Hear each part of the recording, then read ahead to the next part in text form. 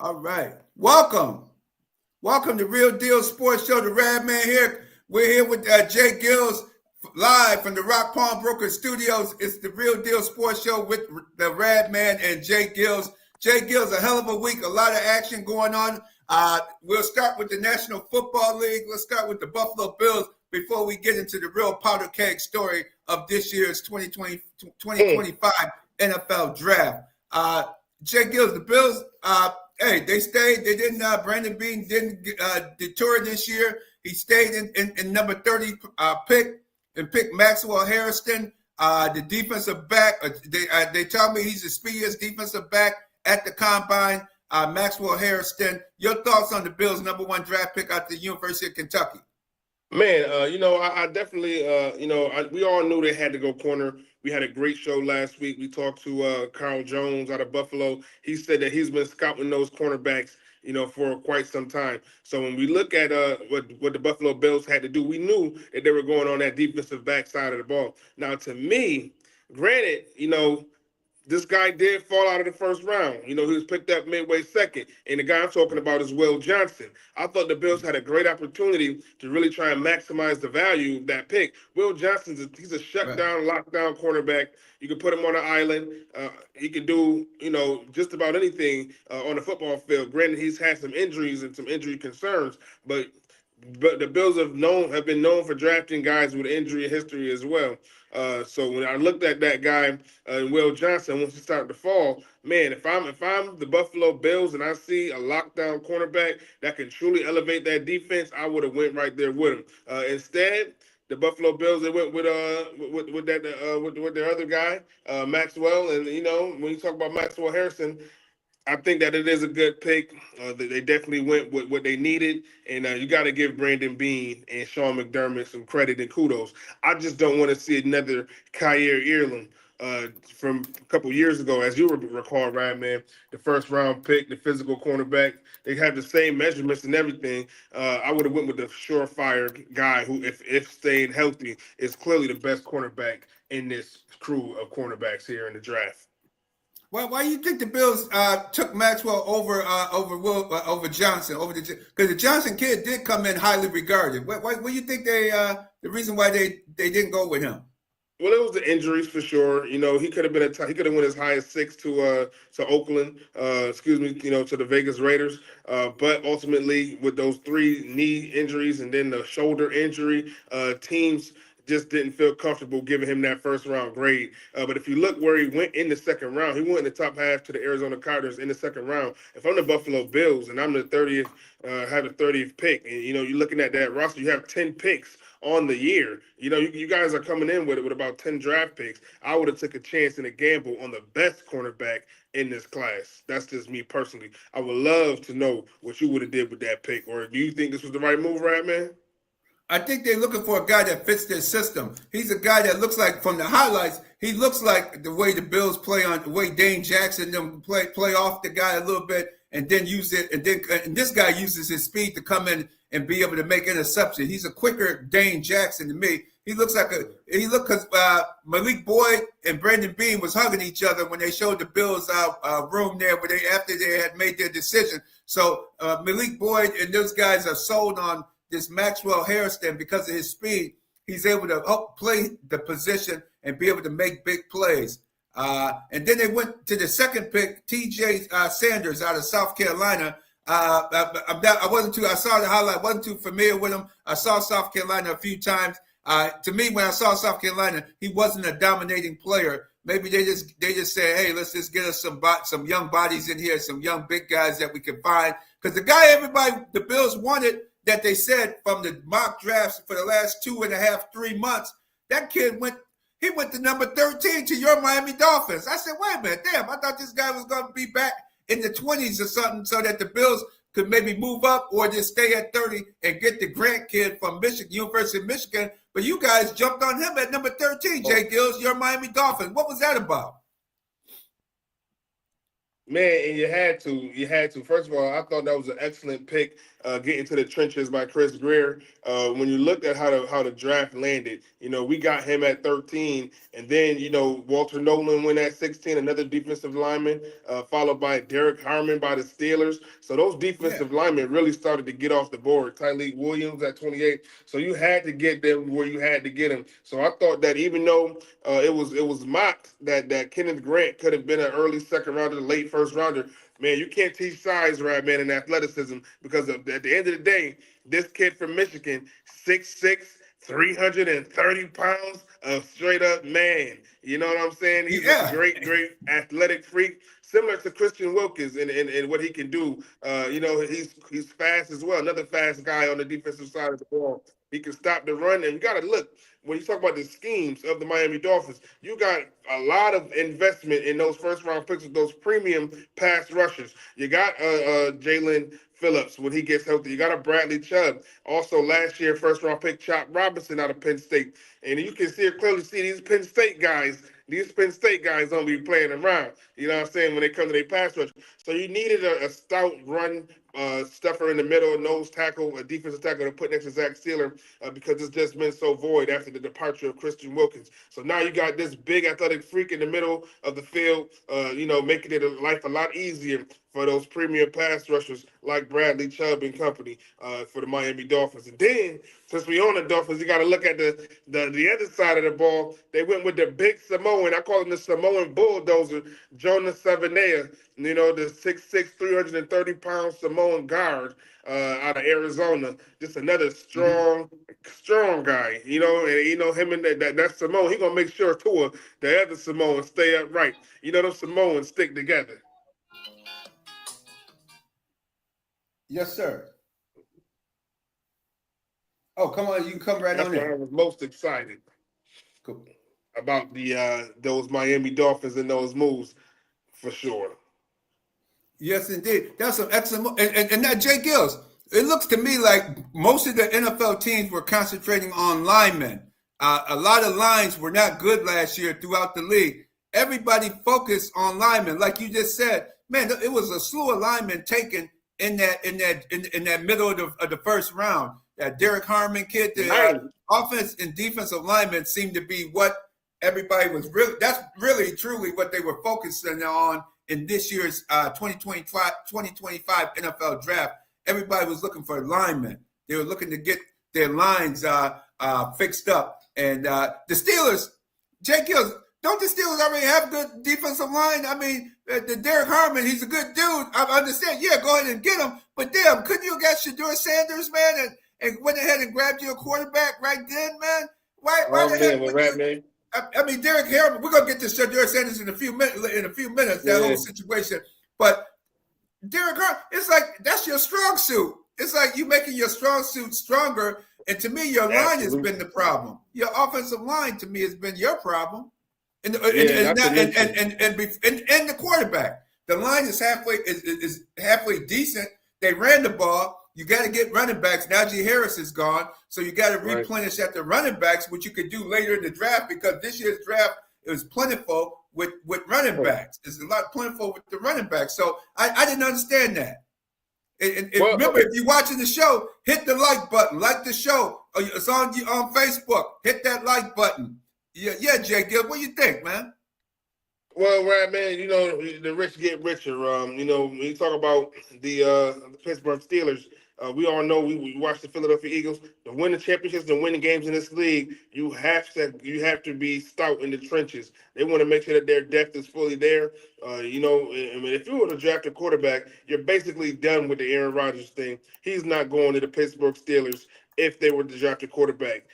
They're still holding out hope because as great as Shedeur is, and we're not going to get into that now. I mean, I would still take an Aaron Rodgers at this stage of his career, a savvy veteran. I can't go in there with a rookie. I'm going to take the best quarterback available. You got two dogs on the outside. You got a DK Metcalf and you have a George Pickens. Those guys are dogs on the outside. So you got to get a quarterback who can get them the ball. So I think they're holding out hope. And then with the defensive side of it, you got to just make sure that your defense can stop the run and get to the quarterback. That's what it's always been about. When you look at this defense, anytime you can help out a guy like Patrick Queen, a guy like T.J. Watt, you know what I mean? That you're added to that defensive line. So they got Cameron Haywood, Keanu Benton, and now you add Derek Harmon. This is going to be one of the stoutest front sevens, man, that I've seen. Not to mention you got Derek Big Play Slave, you got Minka Fitzpatrick, Joey Porter Jr. Man, I felt like he was that. Derek Harmon is the type of guy to make everybody else better on that defense. So I'm definitely happy with the pick for them, and I think it makes a lot of sense. And then you look on the other side of it, they're they really are Aaron Rodgers' way. George Pickens, DK, Calvin Austin, Pat Fryerman. They did lose that right guard. He went to Miami. Great guy from Daniels out of drafted to Chicago. But so I could definitely see them picking up a lineman if they haven't already. But yeah, man, I think that Derek Harmon pick for them was great. Another team while we're in the AFC North, I thought had an outstanding draft. The Baltimore Ravens.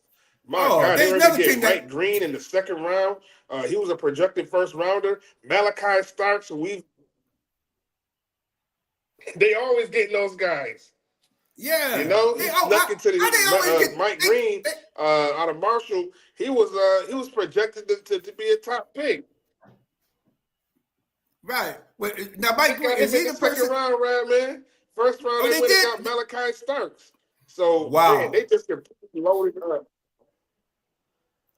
Yeah, say it again. Yeah, I didn't hear you there. This cut off there for a second, but you said the kid from wasn't that the kid in Marshall that had some off the field troubles? Is that who you're talking about? Yeah, that was him. Yep. Wow. See, that's what I mean, man. The rich get richer. The Ravens always seem to fight that when they picked Malachi Starks. I was like, what the hell, man? How did Ravens always find to get the best? And him and Hamilton back there at the safety position. And the Buffalo Bills, guess what? The Bills played in the NFC North this year. This is a bad year to play to go up against the Steelers, Ravens, Bengals. The Bengals getting better. Oh man, it's gonna be Trey Hendrickson. Are they gonna trade him or pay him? Hey man, I'll keep an eye on that move to see what could transpire. And the Buffalo Bills, their third pick was Landon Jackson out of University of Arkansas, a high motor guy. If they don't mess with him like they did A.J. Espinosa was 290 pounds when he was drafted. He was a defensive tackle. They made him lose 40 pounds. And to me, A.J. has never been the same. His feet aren't quick enough to get into the pass as an edge rusher. I don't know what they saw in him as an edge rusher. I thought they should have left the kid alone and had him as a down with his hand on the ground as a defensive tackle like he was at the University of Iowa at 288, 290 pounds. You mess with that kid and got him. I hope they don't mess with this kid. The kid got a high motor. That's one thing I noticed from the tape. He has a high motor. Landon Jackson. I was in on the interview process last night when he came on late last night. The kids look like he's ready to come to Buffalo. He said he was excited to talk to the Bills. He thought Buffalo would be the team to pick him. So Landon Jackson is a Buffalo Bill edge rusher. He's the Bills' third pick. The Bills today, in the fourth round, they have the 132nd pick. But watch out in the fifth round, J-GILLZ. The Bills have the 169th and the 170th pick in the picks in the fifth round. So keep an eye on that. The Bills going back to back in the fifth round. They always seem to find people between 5 through 7. But for some reason, they seem to find starters from round 4 through round 7, which is out of the ordinary. You find Christian Benford out of the University of Villanova, a serious diamond in the rough. They just signed him to a mega deal. He got his second contract. Congratulations to that young man, Christian Benford. But I didn't even know Villanova had a football team, let alone quality guys like Christian Benford coming into the National Football League and being almost an excellent cornerback for the Bills. So hopefully Maxwell Harrison will pan out for the Bills. And we see, like you said, the NFC North got richer, the Ravens, the Steelers got better. Man. And the one thing, I thought the Atlanta Falcons, I don't know what the Falcons would do. Why would they trade with the Rams and give a Rams a first-round pick next year? I didn't understand that move. I like what Cleveland did. Cleveland, at first I was kind of scratching my head, but I said that they got a first-round pick for next year with the Jacksonville Jaguars. They got their number 1 pick for next season.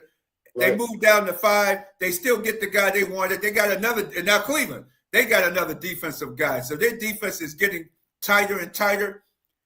This is the time for them today.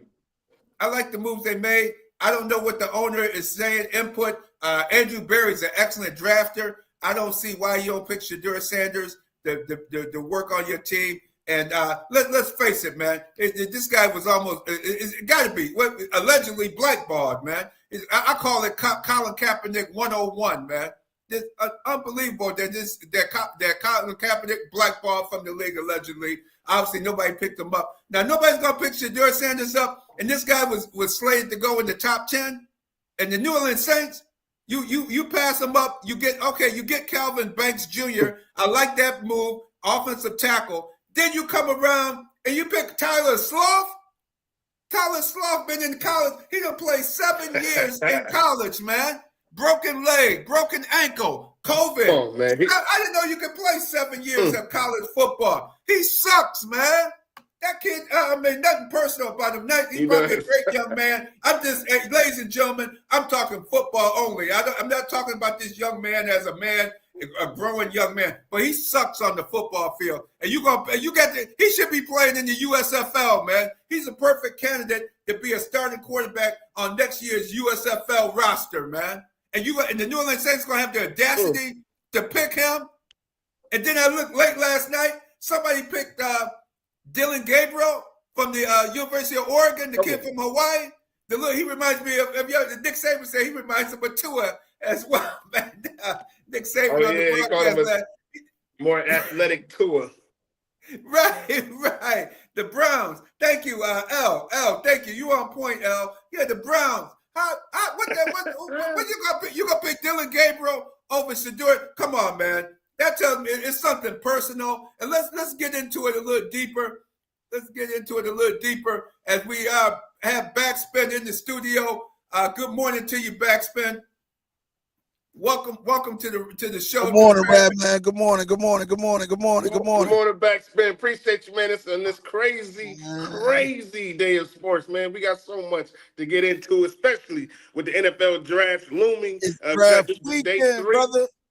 You know it's going down. We got the NBA playoffs, and we talking sports of all sorts right here on the Real Deal Sports Show. Radman was just in an epic rant.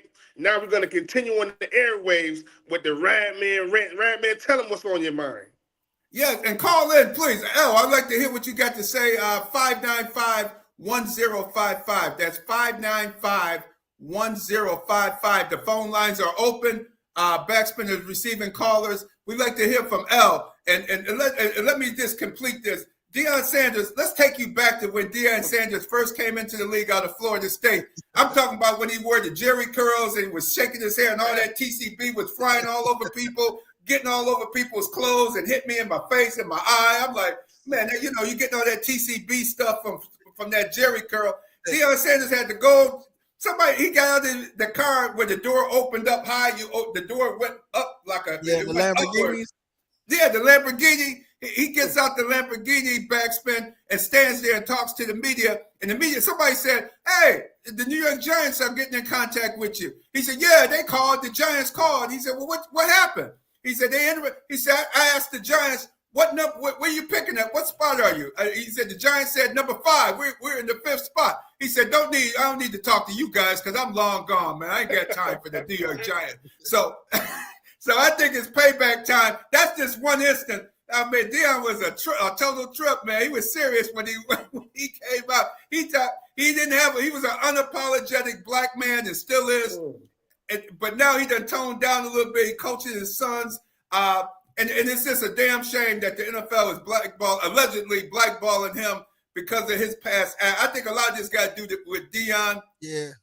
And with Tim McCarver, Deion Sanders was the first player. He played at 1 o'clock in the afternoon for the Atlanta Falcons. He was returning punts and played his regular quarterback position the entire game. Then at 8 o'clock at night, he was on Major League Baseball by great Joe Morgan, one of my favorite announces, God rest his soul, Joe Morgan, the former Cincinnati Reds baseball player, a great baseball announcer. He announced the Atlanta Braves played at home that night at 8 o'clock. Deion Sanders was the starting center fielder for the Atlanta Braves. He played 2 professional sports in the same day. People like Tim McCarver and a lot of conservative announcers really railed on him about it. So next time Tim McCarver, guess what? He's in the Atlanta Braves locker room. He's doing an interview with one of the pitchers. He's talking about it. Deion Sanders comes with a pail of water, dumps it on his head and said, hey, man, you all wet, man. That's what we think of Tim McCarver, man. You're all wet. Next minute, 30 seconds later, he comes with another. He fills it back up. He comes back and dumps the water on Tim McCarver's head again, saying, man, you all wet, man. And then the third time, he came back a third time and dumped the pail of water on Tim McCarver's head live on TV. Man, it was hilarious, man. Tim McCarver was ready to fight, man. He was hot.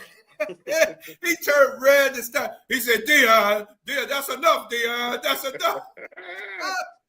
Oh, you had to see it, man. I don't know if it's on YouTube or what, but back in the day, Deion Sanders was the trip, man. I mean, he was the real deal. He didn't put up with announcers talking about him and the whole 9 yards, and I think that's what you're seeing now. 32 conservative owners. Remember, it's only 32 owners. That's not a big sample size. But in the NFL, it means an awful lot because it's only 32 teams. People, you got to realize that it's only 32 teams. I think the guy mentioned Tim McCarver has passed. I didn't realize he's passed, but rest his soul. God rest his soul as well. But Deion Sanders didn't put up with that nonsense from the announcers and the owners. And I'm sure he talked with 3 or 4 teams, told them what the deal was with his son. He just wanted the same deal that Archie Manning did. Archie Manning made the deal, cut the deal with the Giants and the Chargers. The Chargers drafted Eli Manning. Archie Manning told the San Diego Chargers, hey, man, my son's not playing for your team. He's not. I want him to be a New York Giant. He talked to the Mara family. So they orchestrated a trade. The Giants drafted Phillip Rivers, and then the Giants traded Phillip Rivers to the San Diego Chargers, and the Chargers traded Eli Manning to the New York Giants. That's how the Giants got Eli Manning, because his father stepped in and helped make a deal. That's all Deion Sanders was trying to do, y'all. Make a deal for his family. But guess what? Those 32 conservative owners said, not in this day, not in this time. Not a black man can't do it. Why can't a black man do what the same thing Archie Manning did, J-GILLZ? Man, I'm right there with you, Rat Man. When you look at the numbers, what do you think, man? I'm so hot about that, man. Come on, man. This is an unprecedented fall. This is an unprecedented fall for a guy of Shedeur standards, stature, his what he's been able to do over the course of college. We understand that Deion Sanders is his father. We understand that Deion Sanders has been his only coach throughout his whole football career, whether it's just offensive coordinator in high school, whether it's his head coach in Jackson State, or now in Colorado, Boulder, Colorado. And going into the NFL, we look and we see what's going on. But I think that you nailed it when you said these conservative owners. When we look at what transpired over this last season, there's several teams that should have had some coaching changes over the last seasons, whether that's the Giants with Brian Daboll, whether that's the Colts with Sheen, even the Miami Dolphins and Mike McDaniel and Chris Greer. Some were calling for their heads, there's many on the hot seat, but these owners decided, right, man, to keep them in these positions. Now, we all know what comes with a guy like Shedeur Sanders, going into an organization. As soon as the organization's, he's a rookie quarterback, if they start to crumble, if they start slow, man, people are going to be calling for Deion Sanders. Cowboys fans went crazy when they heard the possibility of Deion Sanders becoming the head coach of the Cowboys. You mean to tell me if Shedeur was on the Browns, Browns fans aren't going to want Deion, Giants fans aren't going to want Deion, Dolphins fans aren't going to want Deion? So you have to understand, I don't think these teams were able to be able to cope with the fact that the calling for Deion would have been just too big, right, man? And these white men don't want a black quarterback, a black coach. That's the family that's going to be the face of a franchise. It's not going to happen. So my predictions, I don't think that Shedeur is going to get drafted. It's very unfortunate, but 32 teams passed up on him 3 times. I don't see a team, having the gall to draft him in the 4th, 5th, and 6th round, and expect him to do this. I think he's going to be an undrafted free agent. He's going to get to sign wherever he wants to go at that point, and then the rest will be history. But I unfortunately don't think he's going to get drafted. He'll obviously play in the league, but like I said, it'll be on his terms. He'll get to pick what team he wants to go to, and the rest will be history. But what's so unfortunate too is, it's not just about the pride of the draft. A lot of people don't. You have to understand it's the money that's involved with this as well. With him sliding out the first round, all that guaranteed money gone, the 5th-year option gone. So now this is unguaranteed money moving forward. So he really has to do even more, and it's really a sad story at the end of the day. It's very sad. And Morris Thompson, my guy in D.C. on the Beltway, I see you coming in and say, do you want his father coaching him behind the scenes, telling him what to do after you didn't tell him what to do? I understand what you're saying, Morris Thompson, down there in the Beltway. Thanks for checking in on the show here. But Morris, Peyton Manning made it clear. What's the Indianapolis? Peyton Manning. They made it clear publicly. They were in public too, saying he wasn't going to play for such and such team either. I mean, it's been done a few times where families that got involved with their kids and said they were not going to play for this franchise, and they made it public that they weren't going to play for the San Diego Chargers. It came out the week of the draft, weeks before the draft, publicly. He's not going to play for them. Archie Manning said he's not going to play for that team. There's only a few teams he wanted him to play for, and the New York Giants was the prime ticket for. And Peyton went one way. Eli. I mean, this guy orchestrated both his kids in the National Football League, and you can't allow Deion Sanders to do the same thing, to orchestrate where his kids are going to go. I mean, it's been done. It's been done, right? Drew, AK name Drew Fortis. Hey, welcome to the show. It's phone. Somebody's calling in, BacSpin. We might have somebody on the phone line, but it's wrong how the league is doing it. I'm calling this situation Colin Kaepernick 101. This is Colin Kaepernick 101, another allegedly blackballing of an unapologetic African-American quarterback that's good and can get the job done. Colin Kaepernick, obviously, when he decided to settle the case and take the money, we could have, if he would have just hung in there and went ahead with the lawsuit and have these owners testify in court about what was going on. And they had them on tape, some of those owners on tape. So I really wish Colin Kaepernick would have went through with the lawsuit. And I think that would have nipped a lot of this in the bud, because this is the same old, same old. An unapologetic black man can't speak up in the National Football League, or you're going to allegedly, how you going to have all 32 owners? That's what I don't get. I don't get the Steelers. I don't get the Steelers not picking them up in the second or third round. How the Steelers go? Hell, Buffalo. I'll pick them up as a backup to our guy. Heck, and then if you want to trade them down the road, you can trade them to somebody else and get some draft picks. Hell, if I'm the Bills, I'll grab them. Heck. But I know Pagula somewhere with his head in the sand when that stadium is $1 billion overrun and won't put a dome on it out there.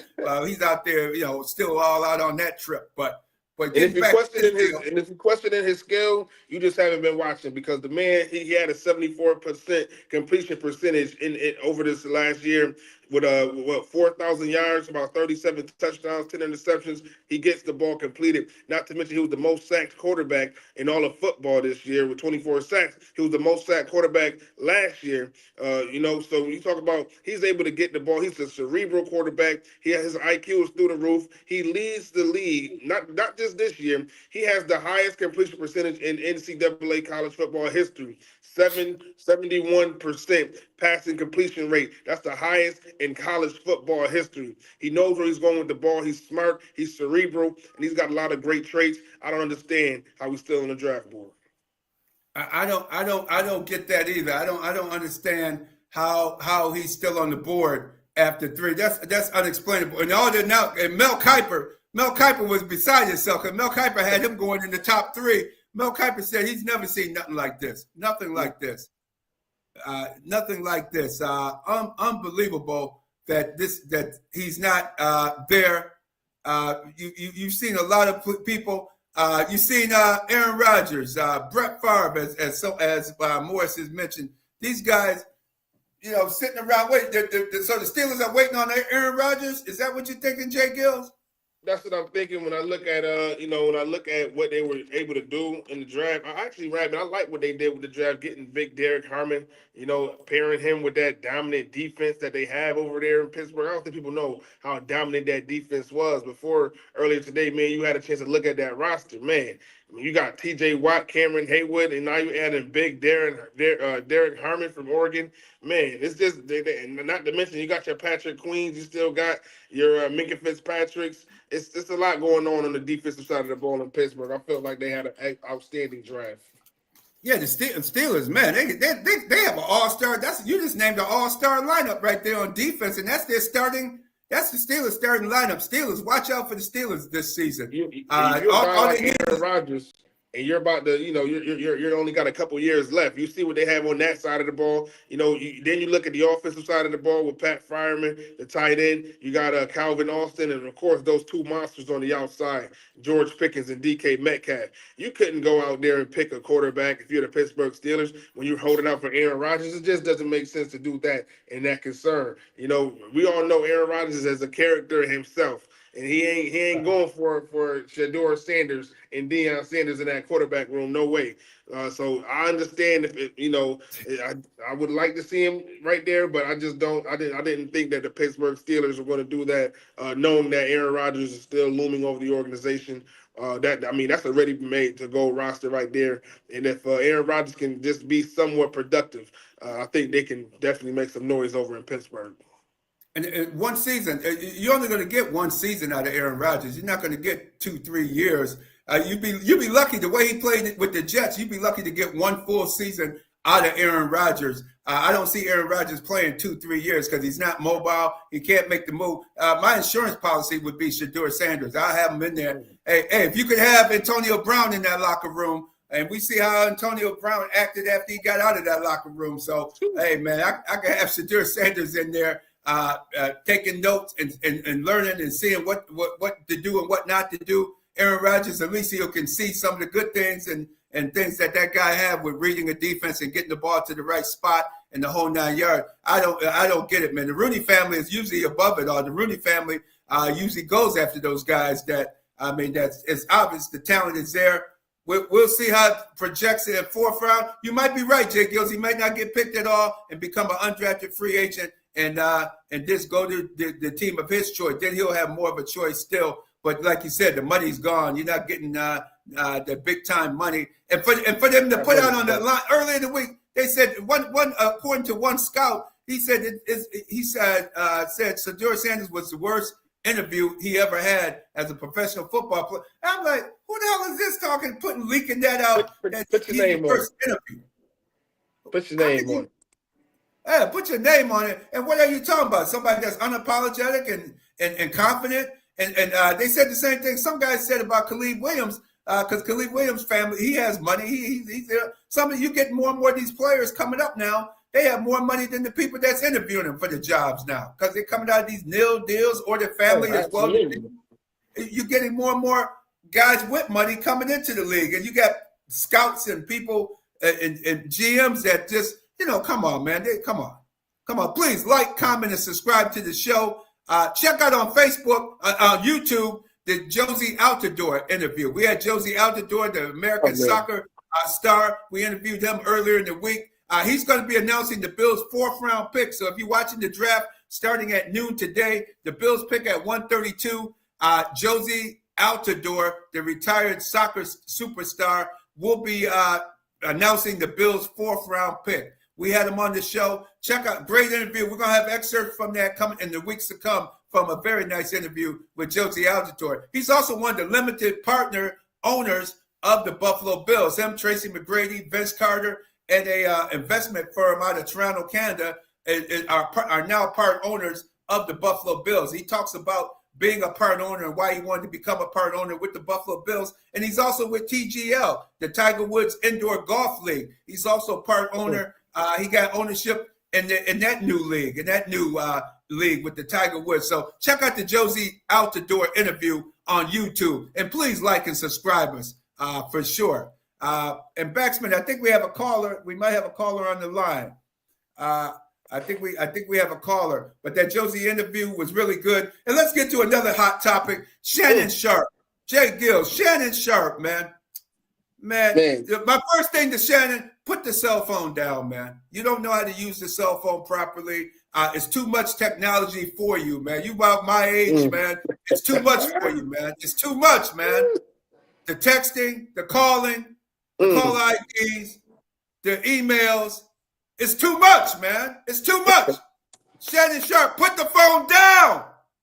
Go back to a rotary phone, man, brother. Get a rotary phone. There ain't no shame in having a home phone. Get a landline. Get a landline, Shannon Sharpe. What are you doing? You're not lying, okay. Right? Let's get it. Allegedly, you're talking about sexual activity. Remember, isn't this the same Shannon Sharpe that a few months ago he was allegedly left his phone on and he was allegedly having sex with a woman, agreed to have sex with a woman a year ago or 6 months ago? Well, is this the same guy? His phone was on, but then we found out later it might have been a stunt for this new male enhancement product that he was selling. He was involved with selling a male enhancement product, so it might have been part of a promotional thing. But man, I just caught his show with Shay Shay a few weeks ago with Monique. The comedian was on there, and Monique said, "Oh, by the way, before I go, yo, Shannon, get you a woman that can cook some collard greens and some black eyed peas and some ham hocks and some neck bones and some baked and some turkey wings. Get you a woman that can cook some soul food, man. You need a woman that can cook, man, and leave these young girls alone." That's just what Monique said on this show, man. That's what she said earlier this year, and lo and behold, for those who don't know what's going on with Shannon Sharpe was allegedly, being sued for sexual misconduct with a young woman in regards to some sexual activities that we aren't going to talk too much about on the air, but understand it's a $50 million lawsuit, right, man? From my understanding, he's getting sued for $50 million, and who's behind this? Tony Busby. And we all know Tony Busby. Here we go. Here we go again. Trying to, whether it's Jay-Z, Harvey Weinstein, and now add Shannon Sharpe to the list of people that he's trying to take down. And man, it's unfortunate. He's had to step away from ESPN on his own recognizance. He said that he's going to step down. He's still doing Nightcap with Ocho. He's still got Club Shay Shay, but we won't be seeing him on Mondays and Tuesdays on First Take for the foreseeable future until this thing gets settled. But you're absolutely right. Monique has some words and some wise words for him to leave the young women alone. He's 56 years old. This young lady is 21 years old. This happened a couple years ago. He was in his early 50s. I believe she was 19 at the time, and he's having a sexual relationship with her. He met her at the gym. And it's just unfortunate. He put himself in a bad position, losing out on. He just got that $100 million contract at ESPN, and now they suing for half, right, man? They want half of that, $50 million. And to me, it's just putting himself in bad situations, man. You at the gym, man, working out, you meet them. Hey, Poppy, you look at, as soon as they start calling you Poppy, when we at the hotels and you go to the team's hotel and so forth, and they start calling you Poppy, you like, okay, watch out. Let's see what's this all about. Let's hear what's going on. But come on, Shannon. You got to pay attention, man. Man, big time freaks, man. And then put all that sexual stuff out there. If you want to read it, go and check it out. But they a couple of freaks, man. You're letting the whole world know that you're a freak. Nothing wrong with the world knowing you're a super freak, man. You're in the Rick James category and all of that. Hey, man, that's my hometown, Buffalo, New York, man. We know all about super freaks, man. But come on, man. You ain't got to be a super freak and let everybody know your business, man. Put the phone down, man. Get a landline. That's my advice to you, man. Allegedly, all these charges and all the stuff is sordid details of this sexual freak show that they had going on, man. You got to check it out for yourself. That's my word of advice. Monique gave you some great advice. My word is put the cell phone down. It's too much, man. You just can't handle a cell phone, man. It's just too much, and you just can't have that happen dealing with younger people. And you said, I didn't know it was 19, J-GILLZ. 19, allegedly? Man, 19 years of age? Oh, we can't hear you, J-GILLZ. At the time when this happened, at the time when this, I believe right now she's 20 or 21. She was at the time it happened, she was 19. I know now I believe she's about 20 or 21 years old. But at the time of the incident, I believe she was 19 years old. But Rad man, we got while we still hot and we got a couple minutes left, we gotta give them an update on what's going on with these NBA playoffs. Man, Let's get it, man. Can y'all hear me now? Yes, let people know what's going on with the NBA playoffs. So we still in this first round. We got the OKC going up against the Memphis Grizzlies with OKC leading 3-0. It looked like they're about to get a clean sweep. And I ain't talking about next weekend at Red Wing Stadium. They're going to get a clean sweep with the OKC Thunder, man. It's going to be pretty bad. They've been demolishing the competition. We got another great series, the Clippers versus the Nuggets. Right now, James Harden is proving that, he can show up in the playoffs. Kawhi is proving that he can stay healthy. Big Ivan Zubac, my man from the Los Angeles Lakers, we let him go. He's shown that he can play big against guys like Joker. Man, that's a dominating series, and right now the Clippers are leading 2-1. We got the Rockets and the Golden State Warriors. It's some turbulence, man. Jimmy Butler with that bad fall over that last game. He had a tailbone contusion. He's questionable for Game 3. We'll see if he's going to suit up in Golden State today. But that's a tough matchup right there. And then to lead it with the West, to stop it right there, man. In this Battle of the Stars, we got Luka and LeBron taking on Minnesota Timberwolves, Anthony Edwards. Minnesota was able to pick up another win in Minnesota last night, leading this series 2-1. LeBron showed up, Radman. I mean, dropping 30. He was making it rain from half court. Man, he was doing this thing, but unfortunately, they did fall to the Minnesota Timberwolves. So right now, they are losing 2-1. When we look at the young guys, I know you got a guy from Cleveland typically comes up. Cleveland and Miami, they're up 2 right now. The series is going back to Miami. We're going to see if Miami can avoid getting swept. Another one, the Indiana Pacers versus the Milwaukee Bucks. This is turning into an intense rivalry. Great stars. This is an excellent series. Indiana was up 2. Dame's finally come back from that blood clot. In his calf, prayers to Damian Lillard. Him and Giannis came back to drop 70 to tie that, to get that series up in Milwaukee 2-1. So I think that that's my matchup to watch right there. That 4 and 5. I think Milwaukee has a chance to go pretty far with a healthy Damian Lillard. Now the Knicks, for all our Knicks fans out there, the Knicks and the Pistons, the Knicks up 2-1. They were able to bounce back, but that's another tough series. And man, talk about some fighting. Last night went crazy with the Boston Celtics and the Orlando Magic. They was about to brawl, right, man? They was about to brawl. Really? And the Magic was able to get that victory. And that's a tough group over there, man. I like what I'm seeing from those guys, Paolo and company. I love what I'm seeing from them. Man, the NBA playoffs are here. Stay here on the Real Deal Sports Show because we locked in. Give us their predictions. The NBA playoffs, the finals is coming up. It's coming up. We still got today the third day of the NFL draft, rounds 4 through 7. Let's see if Shedeur is going to get drafted. Again, my prediction, I don't think it's going to happen. It's unfortunate, but it's going to be a blessing in disguise. J-GILLZ, you think that Shedeur will not get drafted? I don't think, man, BacSpin 32 teams passed him up 3 times. I don't see the team having a gall to pick him in the fourth. The gall, man, if I'm Dion, man, I ain't signing that contract. No way. The money's not guaranteed. I'm going to pick where I want to go. If y'all don't mess with my money already, I don't get my first round picks. I don't get my 5th-year option. Man, don't draft me at all. Me and my brother, Shiloh, another good safety, we going to pick where we want to go. And my prediction is I think he might go to the Raiders, man, undrafted. I thought the Raiders would have picked him when they chance came, and then I thought New Orleans was the biggest shocker. Who the hell is this guy? Come on, man, they got it right. They picked up the coach. Cleveland too. They picked up one too. Yeah.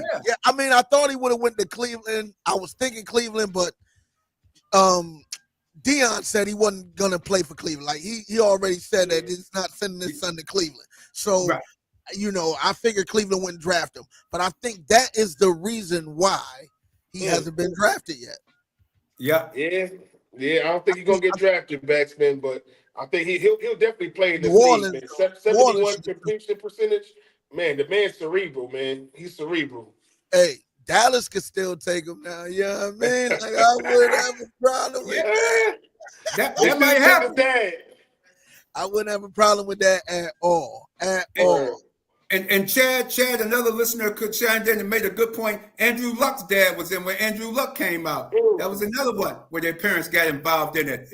Andrew Luck's dad was an NFL executive, and he got involved in it too. So it's obvious you don't want to. Allegedly, looks like the NFL don't want a black man to be in charge of his son's future. Now, this guy took care of his kids, raised his kids, got his kids to this top level, and you still got a problem with them? Right. And that's why we need more black people, because we saw the same thing with LeVar Ball. You know, that's another great father taking care of putting his children in position. It took a black man like Magic Johnson to say, you know what, I'm going to invest and I'm going to buy into you. Took Lonzo with the second overall pick for the Los Angeles Lakers. You know what I mean? So there ain't no blackness. To do that in the NFL, man, that's tough. That's tough. And, you know, just prayers to the Sanders family.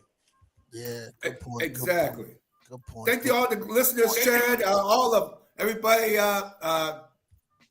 Walker, Sister Walker with her comments, and people talked about the whole 9 yards. Even your comments, L. We like your comments as well. But everybody that came in, Morris Thompson on the chat line.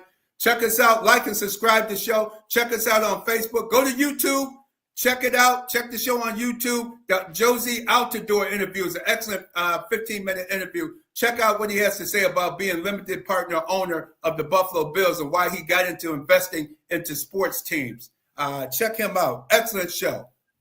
Yes, sir. My bad, fellas. I overslept this morning. I sincerely apologize. Brad, man, thank you for that wake-up call, because I'd still be sleeping right now. Hey, it happens all the way, man. You worked it hard. No doubt. No That's doubt. right. Thank you, fellas.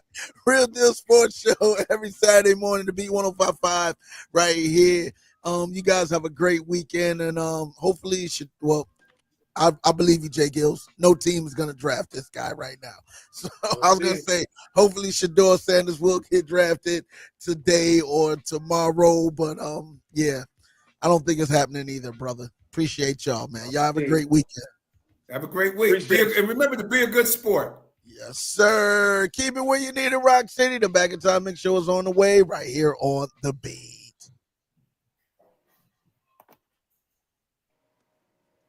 Oh, you can open it up now.